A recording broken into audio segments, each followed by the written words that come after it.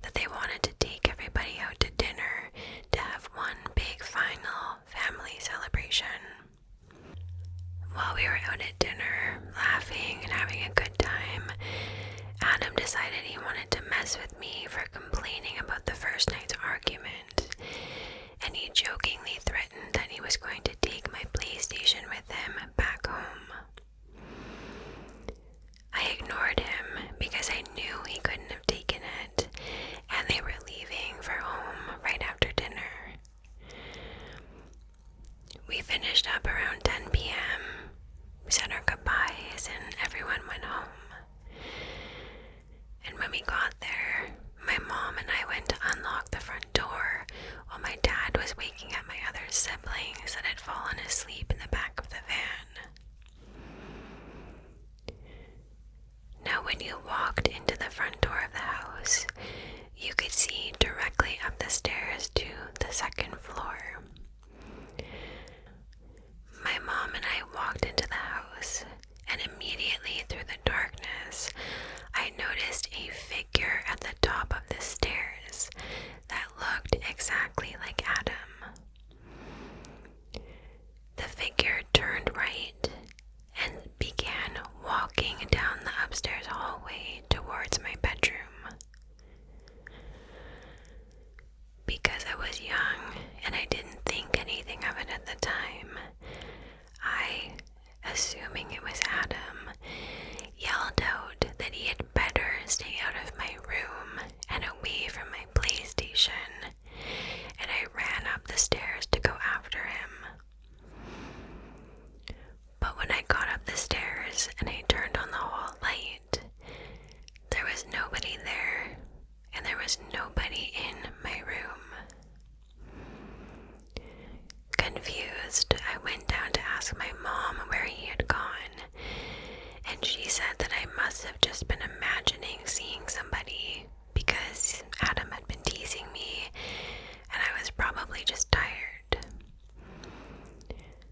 However, years later, when we were talking about this incident, my mom admitted to me that she too saw a figure at the top of the stairs. And when I immediately called up and ran after it, she wanted to stop me, but she couldn't bring herself to say anything out of her own shock and fear, and also out of not wanting to scare me.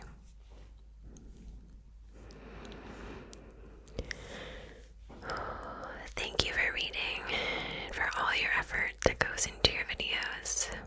From Will. Okay. Hi, Leah.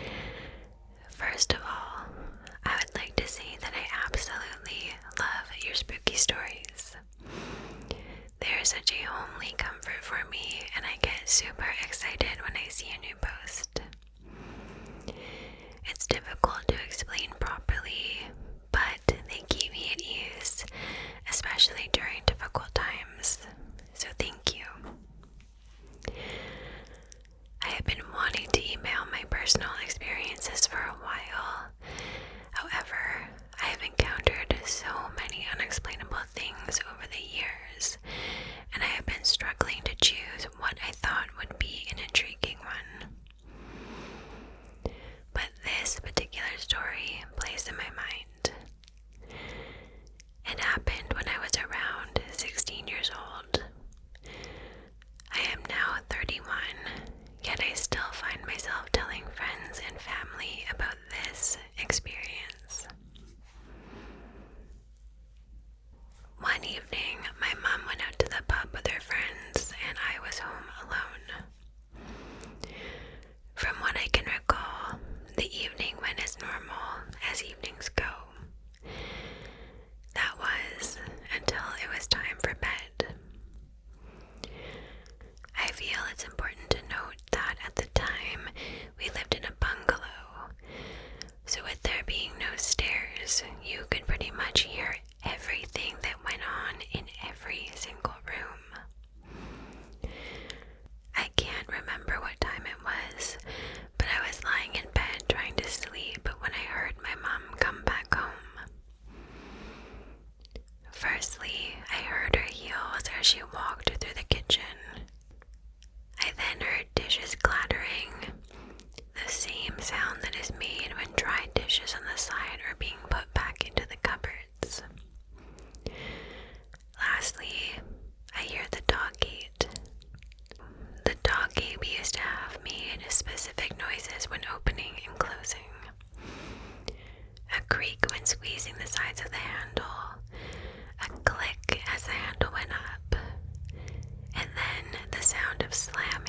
as it was shut. However, in this case, it was a quiet shutting, which we always did if we were trying to be quiet. Obviously, with me being in bed, my mom would have shut the gate as quietly as she could. After this, the house went completely still, and I could no longer hear my mom.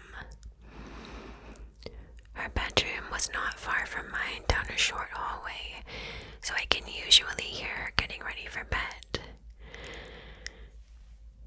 I can't explain the feeling, but something just wasn't sitting right with me. So I decided to go to my mom's room to say hello and ask her if she enjoyed her night. You've probably already guessed it. She was nowhere to be seen. I remember standing there and feeling confused, so I took myself back to bed and decided to call her. When my mom answered, the first thing I heard was the background noise of the busy pub, and I immediately went into some form of shock, confusion. Even though it was obvious that she was still out, I still asked her if she had just come home, and of course she told me no. I can't remember for sure whether I explained the situation, but I'm guessing that I must have, but I don't recall her being overly concerned. She probably thought I was just dreaming, or my imagination was going wild with me being home alone at night. Once I was off the phone, I decided to pluck up the courage and check it out. And I'm actually shocked at myself for doing this. But I checked everywhere. The kitchen, the living room, the porch, and the hallway coming off the porch. I checked the bedrooms and the bathrooms. But there was nothing. Nobody. Still to this day, I am 100% certain that somebody was walking around the kitchen in heels and putting the dishes away. And I know the dog gate 100% opened and shut.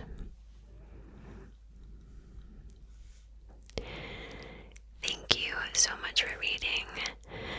I will likely email in my other experiences now that I have plucked up the courage to send this one. All the best, Lottie, Charlotte.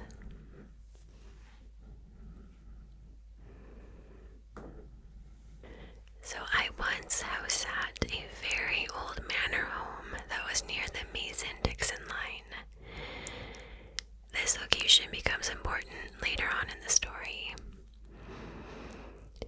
Built in the mid-1700s, like a lot of houses that old, it had a root cellar, sub-basement deep under the house that was used for food storage back in the day.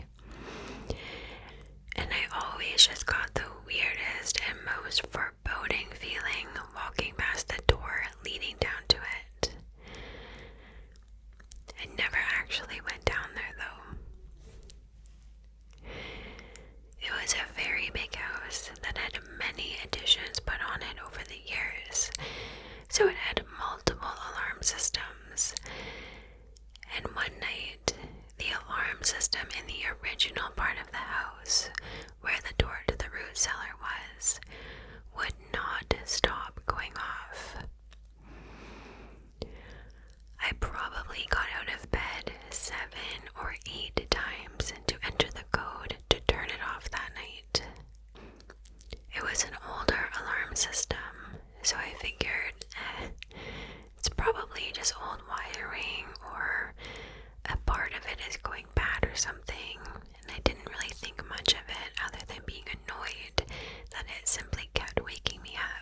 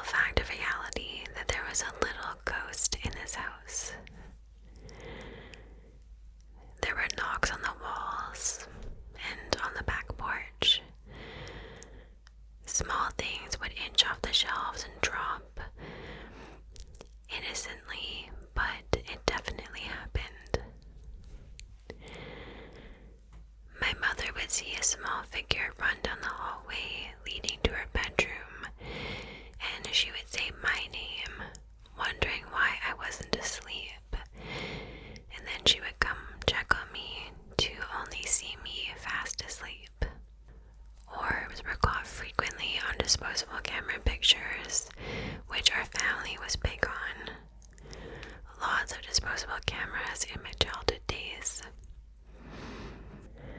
But my most wow incident was when I was watching a Mary-Kate and Ashley VHS in my mom's room, and the TV kept going staticky, and I was just getting really annoyed. My big brother and I called the ghost in the house Larry, and I yelled at Larry to stop messing with my movie, and it actually worked. I remember being kind of shook that I could talk to it, and thinking about the fact that it might hear me and actually respond.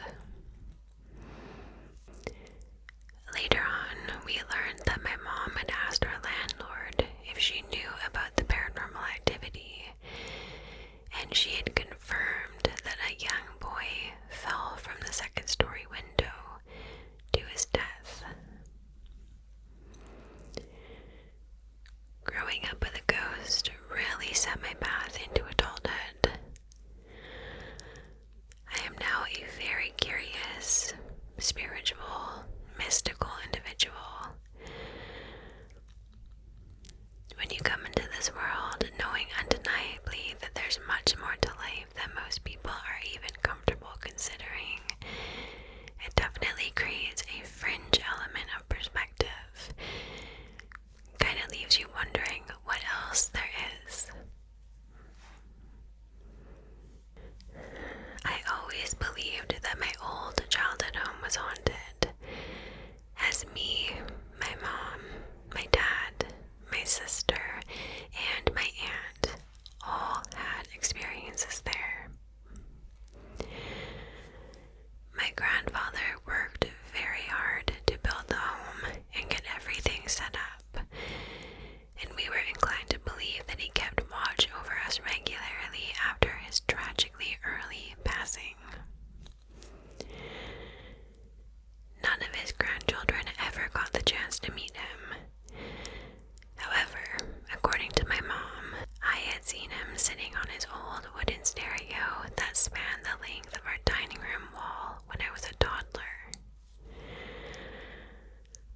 I don't actually remember the experience because of how young I was, but apparently I asked my mom, "Who is that man?"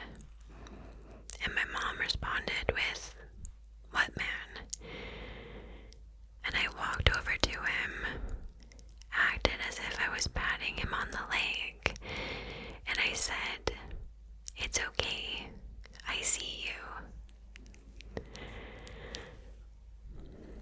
If I recall correctly, I think I even pointed him out in a picture as the person that I saw.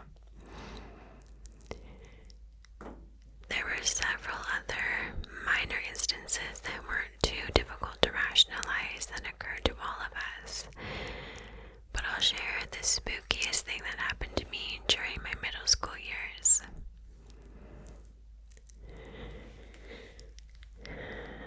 One night, I kept hearing creaks, cracks, and knocks near my bedroom door and in the hallway just beyond it. My bed was positioned where I couldn't see directly into the hallway, and my door had to remain open to supply heat to the rest of the house, as the vent in my room worked better than any of the others. These noises occasionally happened for small stretches some nights, and I don't know exactly how to describe their frequency, but I will say that they always seemed deliberate and relatively intelligent. It was like whatever was making the noises was acutely aware of if I was paying attention to it or not. The noises would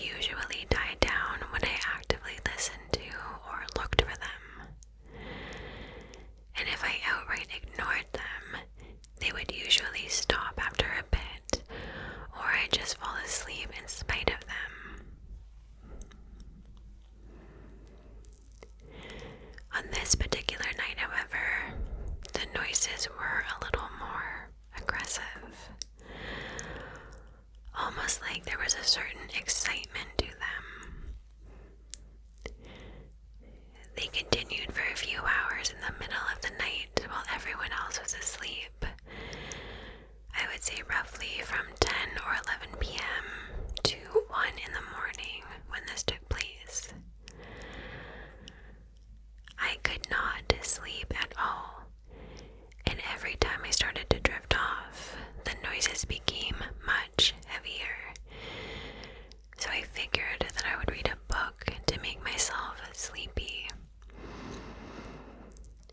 I grabbed a Bible and I read the most boring passages that I could find. I was to the point where I was finally drifting off.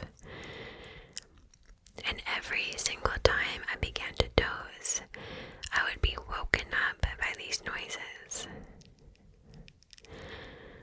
I'd finally had enough, and I decided to sleep in my mom's room if she would let me. It always felt like her room was afforded a certain sense of privacy. But this is where things went from, I can maybe rationalize this, to this is insane.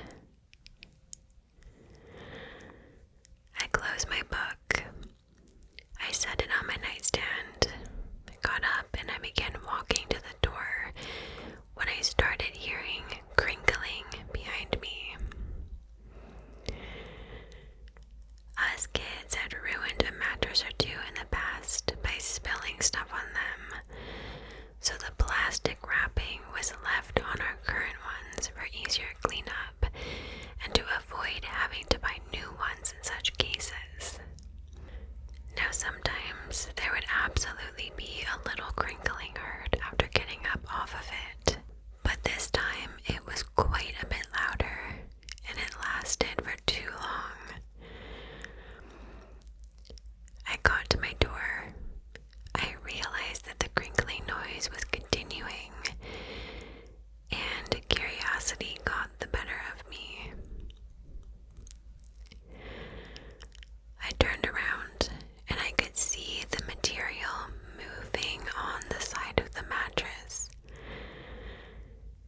There was an impression in the mattress moving from the lower end up towards the headboard, like someone was brushing up against it as they walked by. I immediately noped out of there, and as I was speed walking, I thought I heard footsteps behind me. I got to my mom's room at the other end of the house. I woke her up, and I asked her if I could sleep there tonight. She asked me what was wrong, and I stammered that I didn't know, that there's something out there. She asked me if I had my pillow, because I wasn't taking hers. I didn't bring mine, so I went back to get one of my pillows. When I approached the hallway, the footsteps started up again, directly behind me this time. Again, curiosity got to me.